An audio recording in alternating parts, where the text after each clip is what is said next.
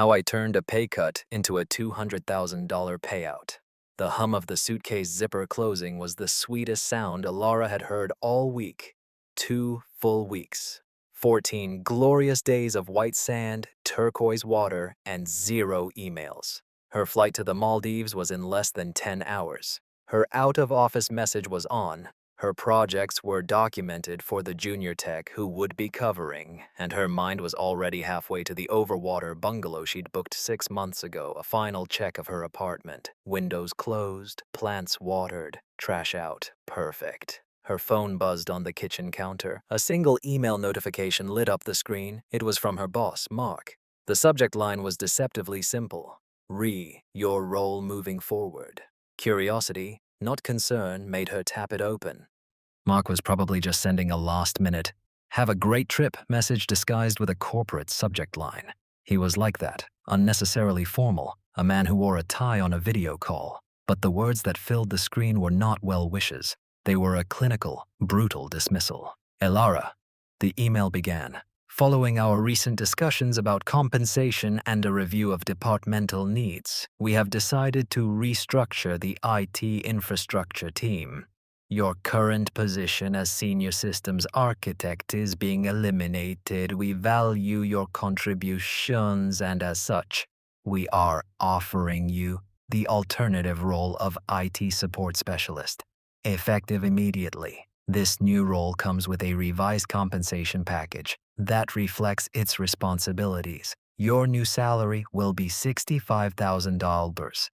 Please find the updated job description attached. We expect you in your new capacity when you return from your vacation." Alara read it once, then twice. The air in her apartment suddenly felt thick and heavy. $65,000. That wasn't a revision.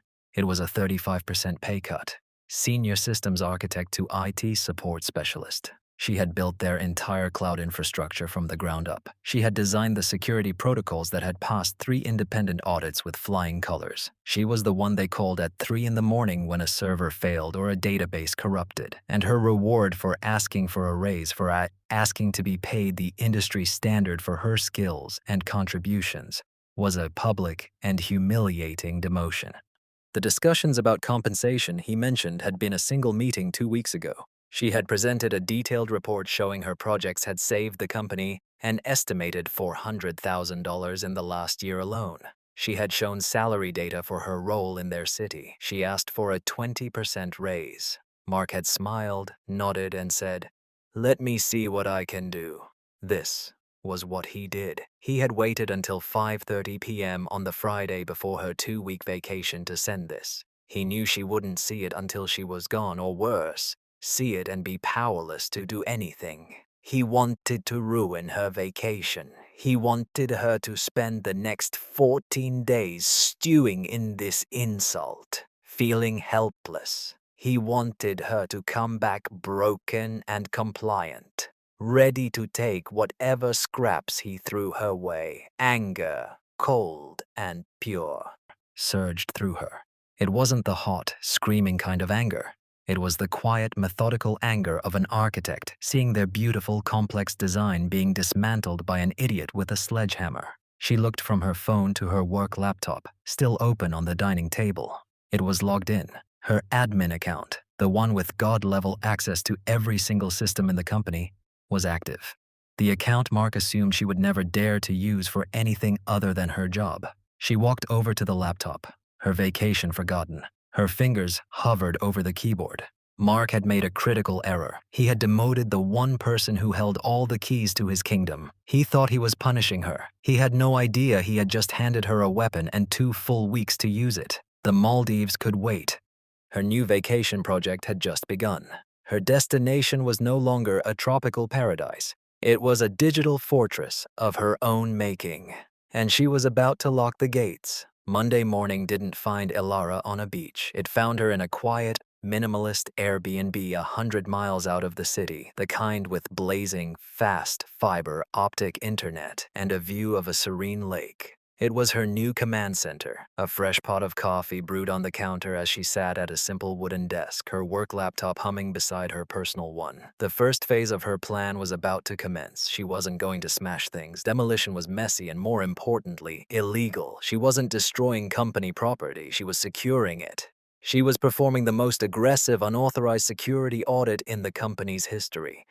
Her first target was the heart of internal communication, the company's enterprise password manager. It was the digital skeleton key that everyone from the CEO to the interns used to access everything from their email to the customer database. Mark had insisted on its implementation but had never bothered to learn how it actually worked. He just knew it was the place to get passwords. Elara, on the other hand, had built the entire vault system. She knew its every strength and every weakness. With a few keystrokes, she accessed the master administrative console. Her credentials, of course, worked perfectly. She could see every user, every permission level. She located Mark's account and the CEO's and the head of HR's. With a calm, deliberate click, she changed their access level from administrator to basic user. They could still retrieve the passwords they already had, but they could no longer change anything or add new users. The first lock was in place. Next, she went for the master key itself, the root administrative password for the entire password vault. It was a complex 64-character string of letters, numbers, and symbols that she herself had generated. Now, she generated a new one, 128 characters this time. A chaotic, unguessable jumble of digital noise. She copied it, changed the password, and pasted the new, impossibly long password into a secure, encrypted file on a physical thumb drive, which she then disconnected from her laptop. She did not save it anywhere else. Phase 1 was complete. The company was now a locked house, and she had just changed the locks on the master key box. They just didn't know it yet. It was 9:15 a.m. when her phone buzzed with the first text. It was from Sarah in marketing. "Hey, Elara, weird question. I can't get into the social media scheduler. The vault password isn't working. Any ideas? Hope you're having an amazing vacation." Elara smiled. She typed back a breezy, cheerful reply. "Oh no, that's strange. I'm already on my way to the airport, so I'm totally offline. You'll have to put in a ticket with Mark. He has admin access too. Have a great week." She knew perfectly well Mark no longer had admin access. She also knew the first thing he would do is try to reset Sarah's password himself and fail. Then he would try to log into the admin console to see what was wrong, and he would fail again. The beauty of her plan was its subtlety. It would start not as a catastrophe, but as a series of small, frustrating glitches. It would be a slow, creeping paralysis. 10 minutes later, another text, this time from a developer. "Hey, the key for the staging server isn't working. Is there a new one?" Her reply was the same. "Sorry, I'm on vacation. Ask Mark." Then the first email arrived in her personal inbox, forwarded from her work account. It was from Mark. The subject, urgent, password issues. The body was short and clipped. "Elara, multiple people are reporting password problems. I can't seem to access the admin panel of the vault. Did you make any changes before you left? Call me." Elara read the email, took a slow sip of her coffee, and then archived it without replying. The first stone had been tossed into the pond. Now, she just had to wait for the ripples to become waves. Her gaze shifted back to her laptop. The password vault was just the appetizer. It was time to move on to the main course. The customer relationship management software, the CRM, the lifeblood of the sales team.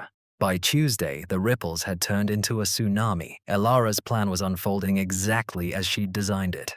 The second target, the company's massive CRM database, was now under her exclusive control.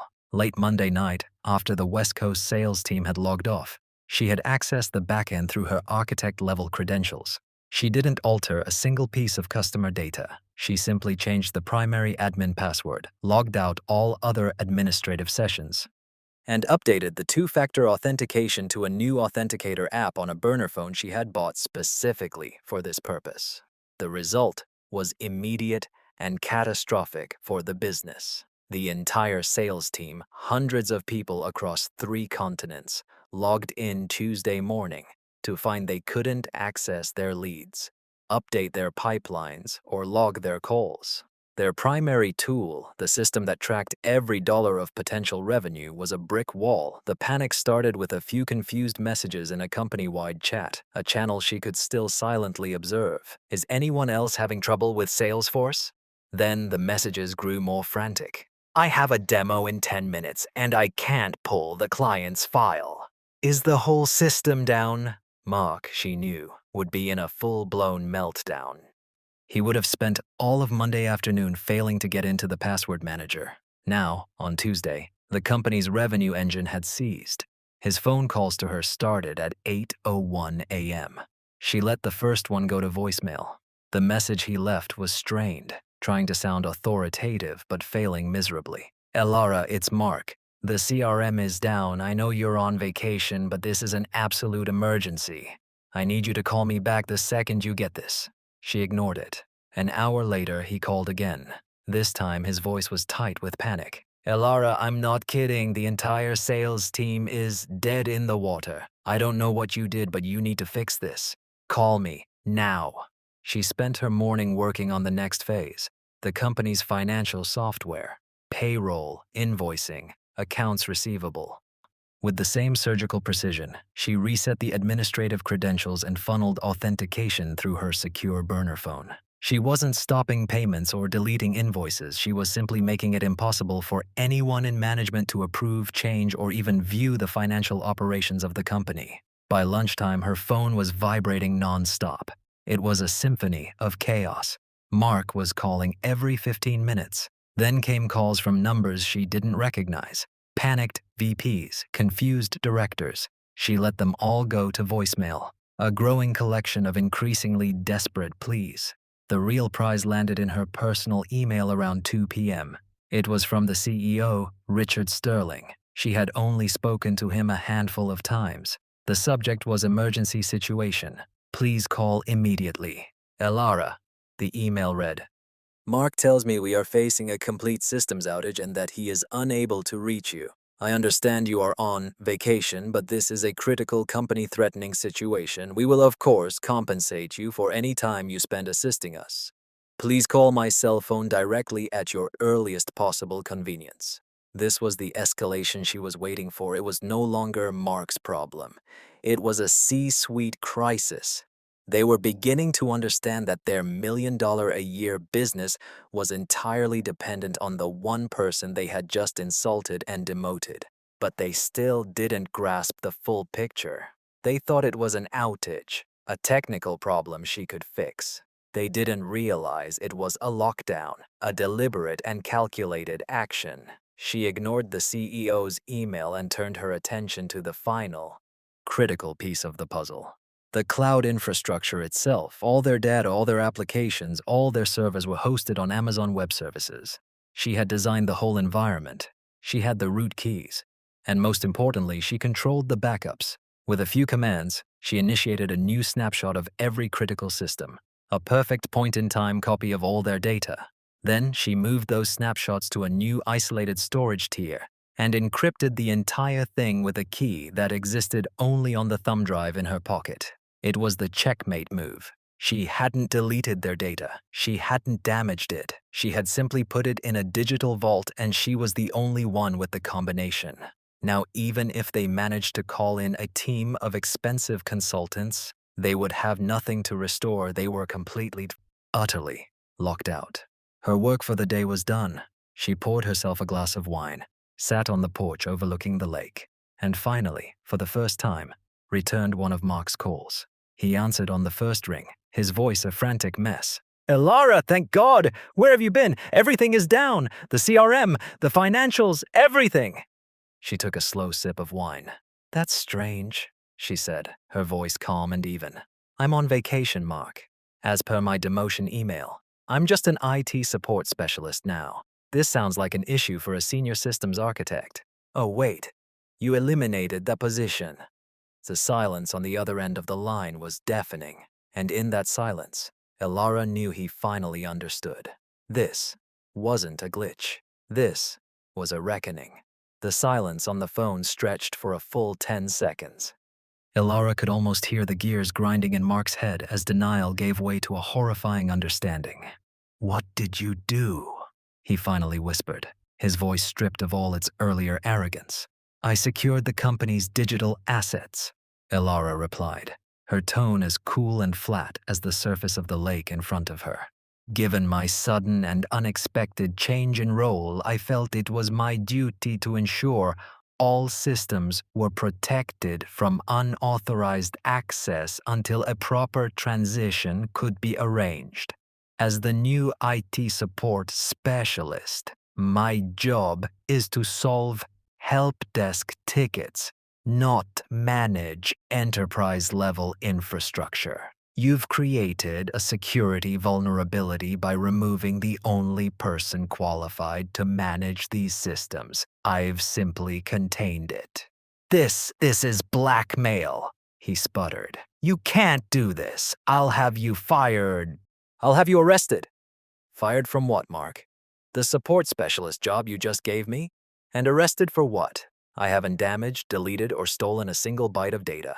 In fact, I have perfect time-stamped logs of all my activity, showing a methodical process of strengthening security credentials across all major platforms. Any decent lawyer would call it a proactive security initiative. You, on the other hand, demoted your lead architect via email on a Friday evening. How do you think that will look in a wrongful termination lawsuit?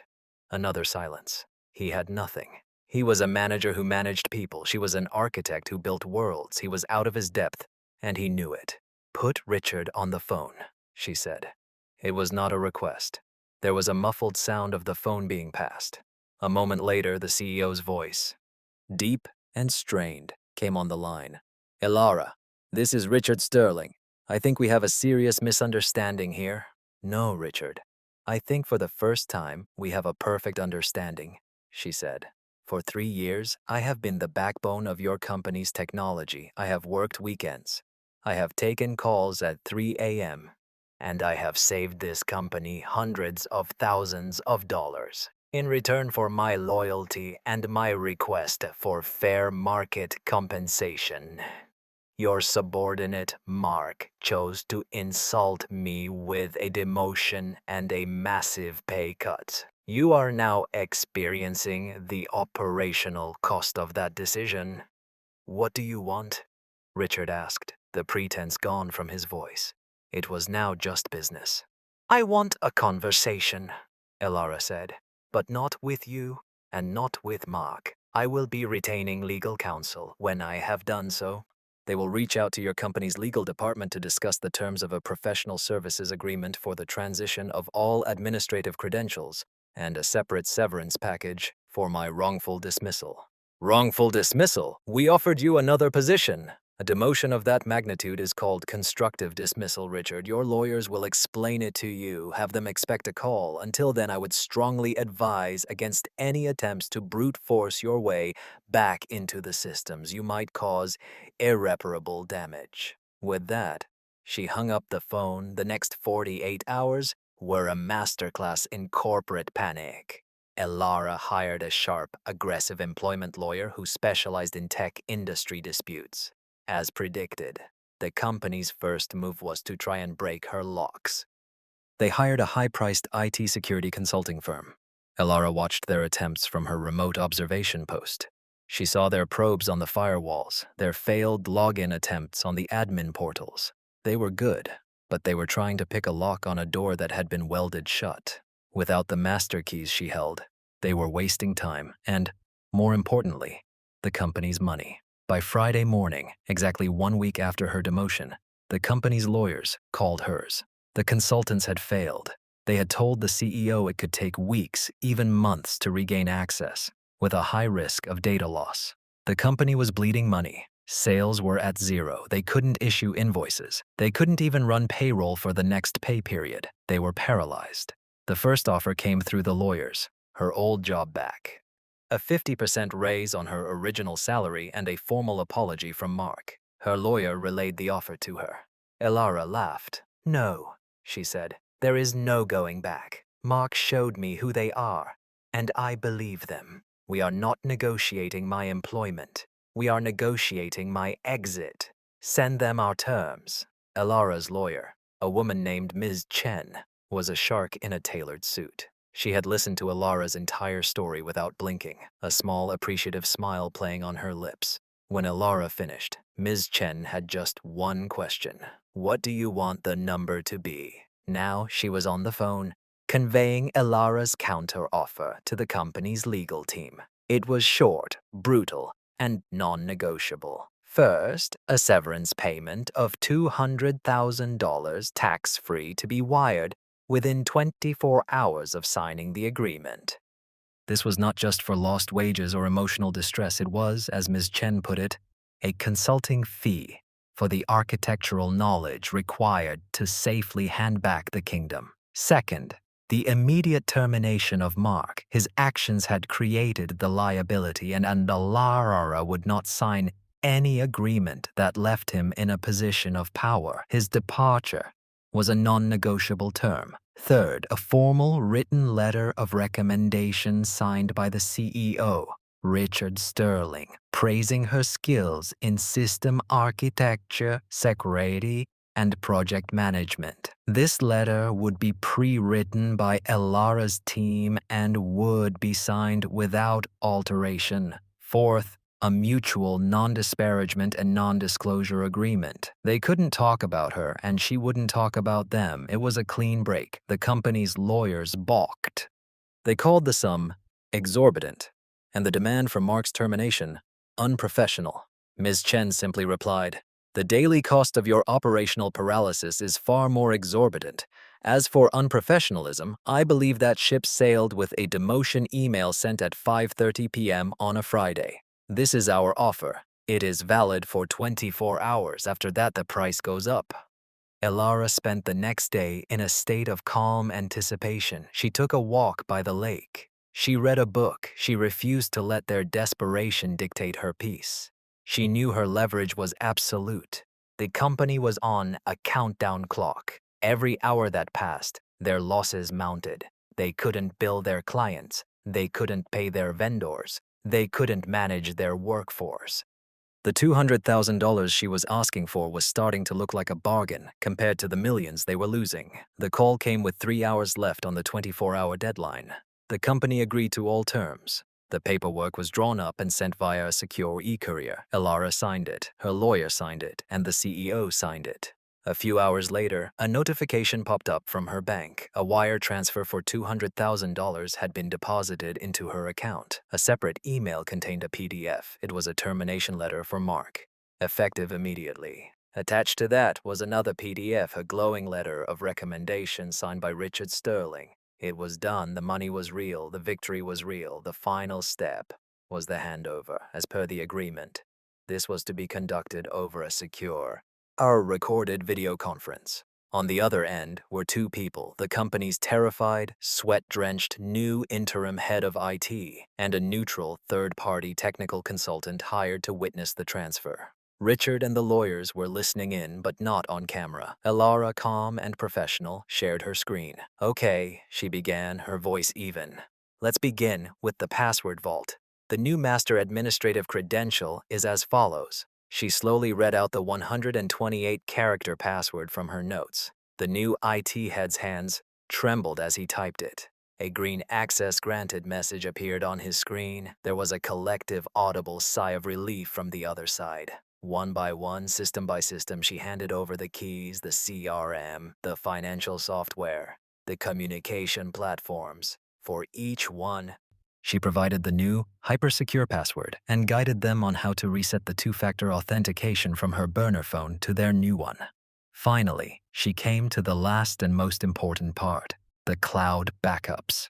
"The snapshot archives have been encrypted," she explained. "I am now securely transmitting the decryption key to the third-party consultant." She sent the file. "Once you have that key, you will be able to restore full access to your data backups. My work here is complete." The consultant confirmed he had received the key and that it was valid. The handover was over in less than 30 minutes. It was a smooth, professional, and utterly devastating display of her control. "Thank you, Alara," the interim IT head said, his voice filled with a mixture of fear and awe. "You're welcome," she replied. She ended the video call, closed her laptop, and looked out at the lake. Her 2-week vacation had 1 day left. It was time to book a new flight.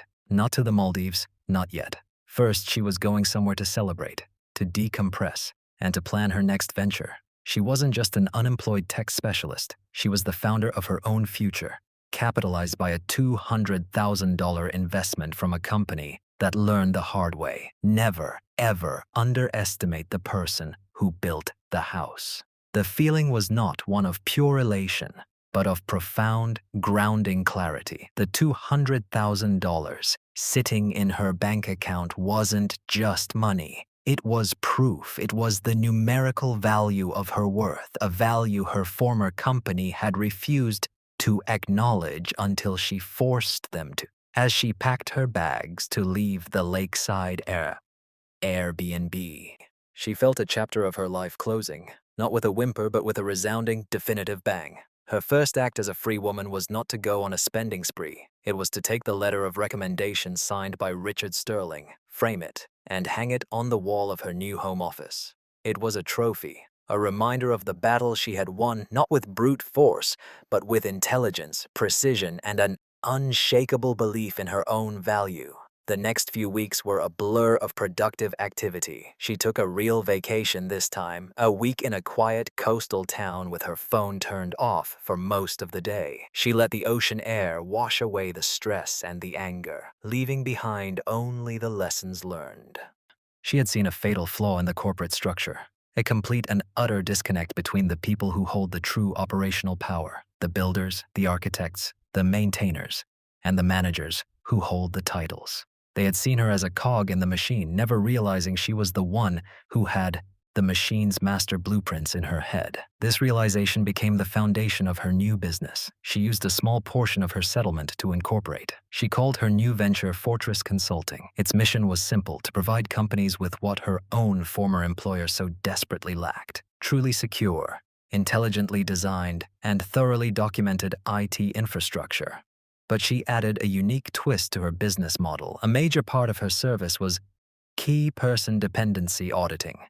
She would go into companies and identify the Ilaras in their organizations, the single points of failure, the undervalued experts holding everything together with digital duct tape and deep knowledge. She would then create a plan for the company to reward those people properly, to document their knowledge, and to build resilient systems that didn't rely on one person's goodwill. Her first clients came from her network, people who had heard whispers of what happened. The story had become something of a legend in the city's tech circles. The details were fuzzy thanks to the NDA, but the outcome was clear. A senior architect had brought a mid-sized company to a complete standstill and walked away with a massive settlement. CIOs and CTOs were suddenly very interested in preventing a similar situation from happening to them. Fortress Consulting was an immediate success.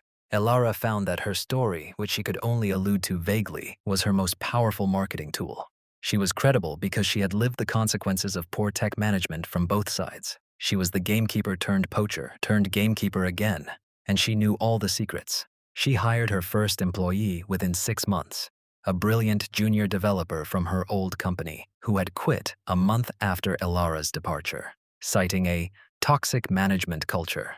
Together, they built a reputation for being the best. They didn't just fix problems, they re-architected foundations, making them stronger, more secure, and more efficient. 1 year to the day after she received that fateful email, Ilara sat in her new corner office looking out over the city. Fortress Consulting had just landed its biggest client yet, a contract worth more than her entire settlement. Her phone buzzed. It was a news alert. Her old company had been acquired by a larger competitor for a fraction of its previous valuation.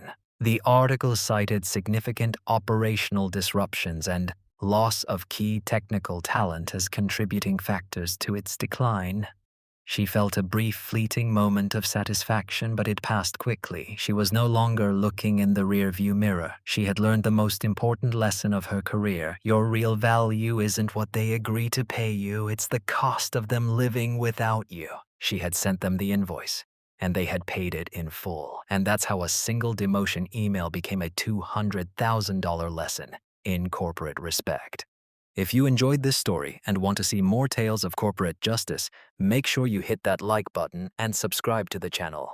We've all had frustrating moments at work, and I'm curious to hear from you in the comments below. Tell me what city you're watching from and how old you are. Until next time, know your worth and never let anyone put a price on it for you. Okay.